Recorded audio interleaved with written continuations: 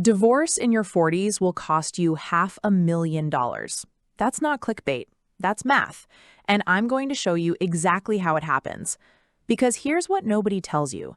Money is the second leading cause of divorce in America, right behind infidelity. But everyone talks about the emotional wreckage. Nobody talks about the financial one. Not the stock market crashing, not a medical emergency, not even student loans. Divorce. Specifically, divorce of your 40s. The average person who divorces in their 40s loses between $200,000 and $500,000 in lifetime wealth. That's from studies analyzing Social Security benefits, pension splits, housing costs, legal fees, and lost compound growth. $500,000 gone. Not because you're bad with money, but because divorce in your 40s happens at the absolute worst time for your financial life. Your 40s are your peak earning decade. Your 40s are when compounding finally starts getting exciting. Your 40s are when you should be piling money into retirement accounts, not splitting them in half. Today, I'm going to explain exactly why divorce in your 40s is so financially devastating, and more importantly, what you can do to protect yourself, whether you're married, thinking about marriage, or already going through it. I'm not a lawyer, I'm not a therapist. I'm just someone who's watched smart, hardworking people lose their retirement future because nobody gave them a financial playbook for the worst-case scenario. This is that playbook. Let's go. Let me start with the math that makes financial advisors cry. Your 40s are your peak earning decade. Most people earn more between 40 and 50 than any other 10-year period of their lives. That means your 40s are when you should be supercharging your retirement accounts, maxing out your 401k, making catch-up contributions, building the foundation for your 60s. Divorce in your 40s doesn't just stop that momentum, it reverses it. Here's what actually happens. First, you split everything. The retirement accounts you've been building for 15 or 20 years, cut in half. The home equity you've been paying down, cut in half. The investments you carefully grew, cut in half. Second, you add new expenses. 2 households instead of 1, 2 sets of utilities, 2 rent or mortgage payments, legal fees that can run $10,000 to $50,000 easily. Third, your savings rate plummets because you're now supporting the same lifestyle with half the assets and double the monthly bills. And fourth, this is the one nobody talks about, you lose years of compound growth on the money that walked out the door. Let me give you a real example. Maria was 44. She and her husband had $380,000 in retirement accounts and what looked like a clean split. By the time the legal fees, the tax penalties on an early 401k withdrawal, and the cost of setting up 2 households were done, she walked away with just over $110,000. That's not a divorce, that's a financial catastrophe. Now let me show you the broader math. A 45-year-old couple has $400,000 in retirement accounts. They divorce. Each walks away with $200,000. Seems fair, right? Here's the problem. That $400,000 left untouched for 20 years at 7% returns grows to about $1.5 million. Each $200,000 half, grown separately for 20 years at the same rate, grows to about $770,000 each. Combined, still roughly the same. So the split itself isn't the killer. The math on paper can look fine. What destroys you is what happens after the split. Because now each person has to pay for their own household. Their savings rate drops, their ability to add to that $200,000 is cut in half, sometimes more. And here's the real killer. The person who paused their career to raise kids walks away with less earning power, fewer Social Security credits, and often less retirement savings in their own name. Studies from the Center for Retirement Research at Boston College found that divorced women in their 40s see their retirement wealth drop by 50% more than divorced men, not because of bias in the law, but because of how careers and caregiving were structured for decades. That gap never fully closes. Let me walk you through the hidden costs that divorce calculators never include. First, legal fees. The average contested divorce in the U.S. costs between $15,000 and $30,000 per person. That's not for celebrities with fancy lawyers. That's for regular people who can't agree on who gets the couch. Second, housing. One house becomes two homes. Even if you downsize, you're paying for two roofs, two sets of appliances, two water heaters. Housing costs don't cut in half, they double. Third, taxes. If you sell the family home, you might owe capital gains tax.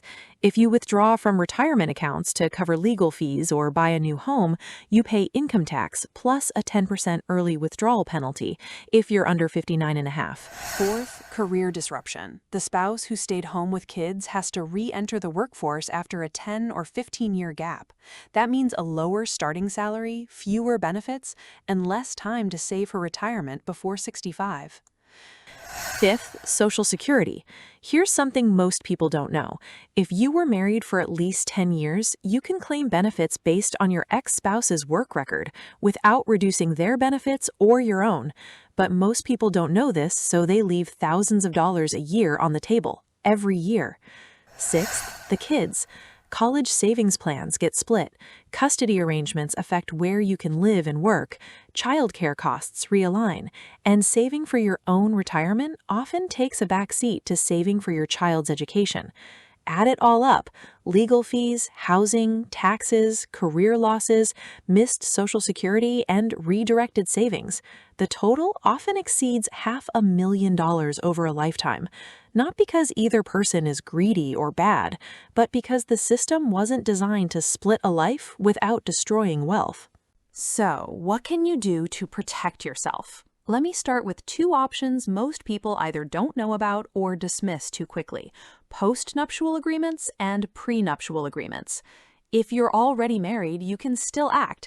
A postnuptial agreement is the same concept as a prenup. It defines what's yours, what's shared, and what happens if things fall apart. But it's signed after the wedding.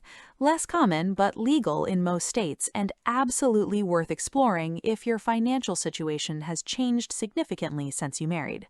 And if you're not yet married, a prenup.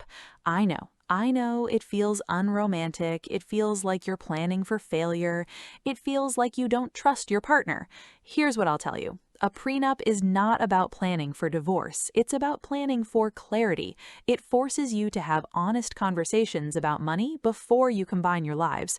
And if you never get divorced, great, the prenup sits in a drawer, no harm done. But if you do get divorced at 45, that piece of paper can save you hundreds of thousands of dollars and years of legal battles. The biggest misconception: prenups are only for rich people. Not true. A prenup is for anyone who wants to protect their retirement savings, their family inheritance, their business, or their future earning potential. A well-written prenup that follows state laws, is signed well before the wedding, and includes full financial disclosure from both parties is very strong. Most people don't even consider one because it feels awkward, and then they end up in their 40s splitting retirement accounts in half, wishing they'd had an awkward conversation 20 years ago. If a prenup or postnup isn't your thing, or if you're already past that point, here's what you can do right now. 1. Keep separate accounts for money you had before marriage. Don't commingle inheritance money or premarital savings into joint accounts. Once you mix it, it becomes marital property in most states. 2. Contribute equally to retirement accounts if possible. If one spouse stays home, fund a spousal IRA in their name every year. That money belongs to them, not the couple. In a divorce, it's theirs. 3. Track your career sacrifices. If you take time off work to raise kids or support your spouse's career, document it. That documentation matters in divorce proceedings when arguing for a fair settlement. 4. Know your state's laws. Community property states split everything 50-50. Equitable distribution states try to split fairly, but not necessarily equally.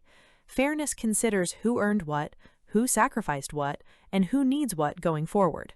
5. Keep an emergency fund in your own name, not a joint account, your own account. This isn't about hiding money, it's about having access to cash for legal fees and living expenses if you need to leave quickly. Financial abuse, controlling access to money, is real. Having your own fund is protection. 6. Review your beneficiaries once a year. Your 401k, your life insurance, your IRA. If you separate but don't yet divorce, your ex-spouse might still be your legal beneficiary. Update these when your relationship status changes. These steps won't prevent all wealth loss from divorce, but they'll stop the bleeding from the biggest holes. If you're already in the middle of a divorce, here's your damage control playbook. First, prioritize retirement accounts over everything else. In negotiations, fight to keep your retirement savings whole. Offer to give up other assets, cars, furniture, even home equity, in exchange for keeping your 401k and IRA untouched. Why? Because retirement accounts have time left to grow. A car depreciates. Furniture is worthless in 5 years. But a retirement account at 45 still has 20 years of compounding ahead of it. That's gold. Second, understand Social Security. If you were married for at least 10 years, you can claim spousal benefits on your ex's record. This doesn't reduce their benefits, it doesn't require their permission, and you can claim as early as 62. Most divorced people don't know this. Don't be most people. Third, get a Qualified Domestic Relations Order, a QDRO. This is a legal document that splits retirement accounts without triggering taxes or early withdrawal penalties. Without a QDRO, moving money from a 401k counts as a withdrawal. You pay income tax plus a 10% penalty. That can eat 30 to 40% of the money. A QDRO is not optional, it's essential. Your attorney must handle this. Fourth, avoid keeping the house out of emotion.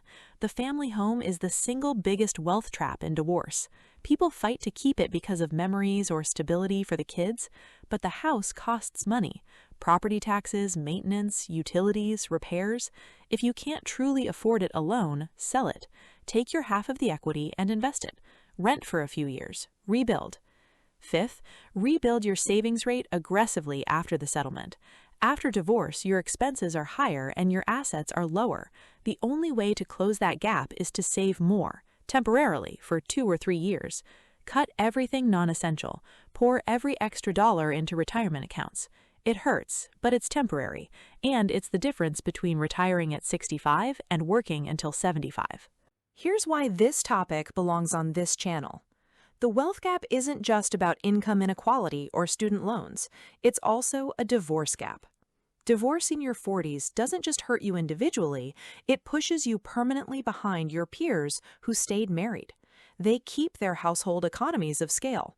They keep their joint savings rate. They keep their retirement accounts untouched.